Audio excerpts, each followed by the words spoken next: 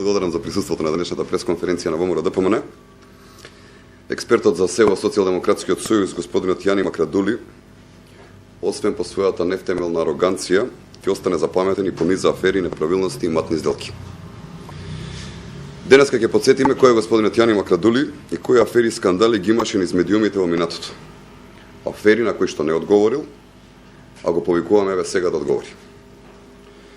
Прво, во периодот на владењето на Социјалдемократскиот сојуз во 2004 година, 4 фирми основани од Тома Макрадули, роднина на тогашниот координатор на пратеничката група на Социјалдемократскиот сојуз Јани Макрадули, преку ноќ ги добиле тендерите за набавки и шпедитерски работи за РЕК Битола.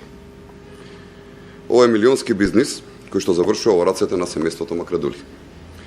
Фирмата на семејството Макрадули добила право да врши и шпедитерски услуги, иако на објавениот тендер не понудиле најниска цена.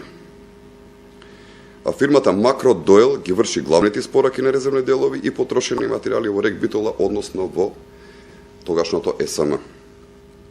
Второ, семејството Макрадули длабоко се испреплетува низ институциите на системот. Сите шпедитерски работи во РЕК Битола ги врши Макрошпед, фирма во собственост на семејството Макрадули.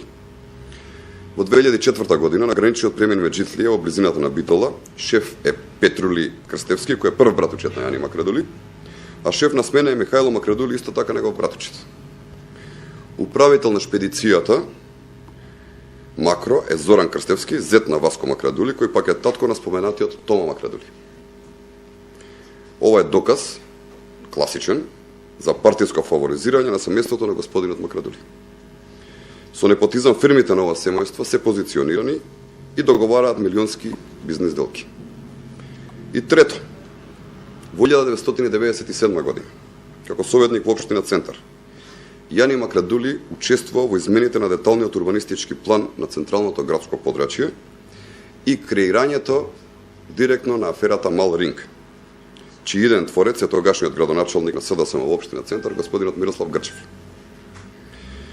Токму советникот Јани Макрадули, на седницата со која се вршат измените поврзани со овој случај, гласал за и директно учествувал во создавањето на овој случај тежок десетици милиони евра. Во 2005 година владата на СДСМ во сомнителни околности со непосредна спогодба ја продаде локацијата Малринг за тогаш популарната тарифа на Социјалдемократскиот сојуз за 25 евра по метар квадратен. Почитувани, во интерес на времето, не би сакале да продолжиме со набројувањата на скандалите и аферите кои се врзани со името на Јани Макрадули, а ги има многу. Според тоа, господинот Јани Макрадули нема никаков кредибилитет и е типичен пример на транзицијскиот кадар на Социјалдемократскиот сојуз. Повелете ли имате прашање? Со ова или надвор од темата?